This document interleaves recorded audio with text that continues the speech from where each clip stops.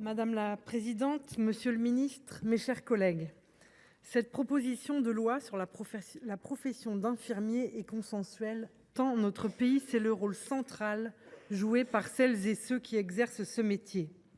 En témoignent les 138 cosignataires de 7 groupes parlementaires, si je ne me trompe pas, différents à l'Assemblée nationale et son adoption unanime. C'est assez rare pour le souligner. Cela ne doit pas nous interdire, ici au Sénat et tout aussi collectivement, d'améliorer encore ce texte en répondant aux attentes des principaux intéressés, les infirmières et les infirmiers.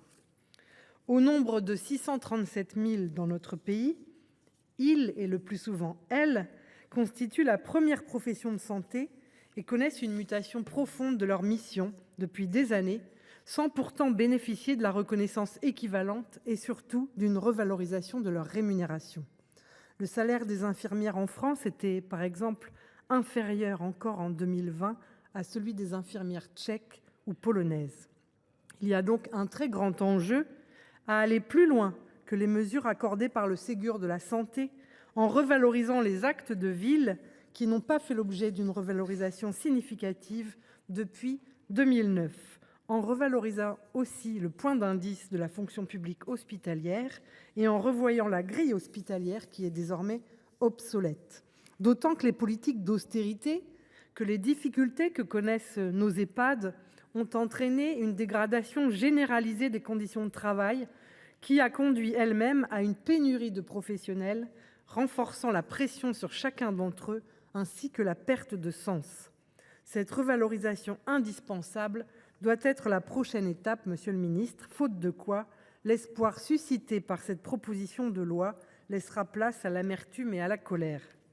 Cette proposition de loi permet de définir le métier et les missions des infirmiers dans leur plénitude, de créer une consultation et un diagnostic infirmier, d'autoriser la prescription de certains produits de santé et d'examens médicaux. Elle modifie également les conditions d'exercice de la pratique avancée qui connaît de nombreux freins depuis sa création en France en 2016, avec notamment l'ouverture de la pratique avancée au service de la protection maternelle et infantile, à la santé scolaire, à l'aide sociale à l'enfance.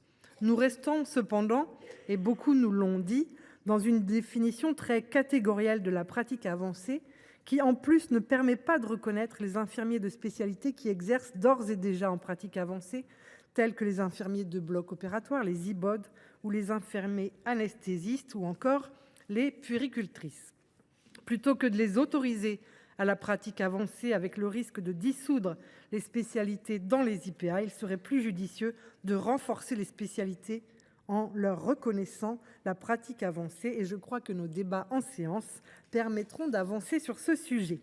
Nécessaire aussi à nos yeux de reconnaître de nouvelles spécialités. Infirmières de l'éducation nationale et de l'enseignement supérieur, perfusionnistes, infirmiers hygiénistes notamment, ou encore les infirmiers psychiatriques.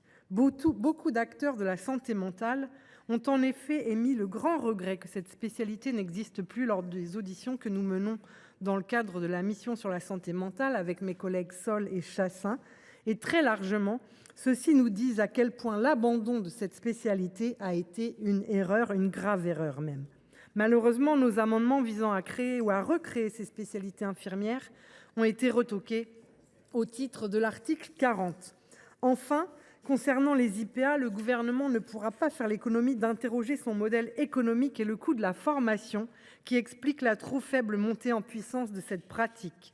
Les logiques de coordination, de complémentarité doivent remplacer les logiques de transfert des actes répétitifs délaissés par les médecins. Nous avons conscience des résistances, mais l'urgence est là. Pour conclure, je voudrais évoquer l'accès aux études d'infirmiers, pour lequel Parcoursup montre sa totale inadaptation, et les conditions d'études des infirmiers et des infirmières. Selon la Drees, les étudiants en IFSI étaient 3 fois plus nombreux à abandonner en première année en 2021 qu'en 2013.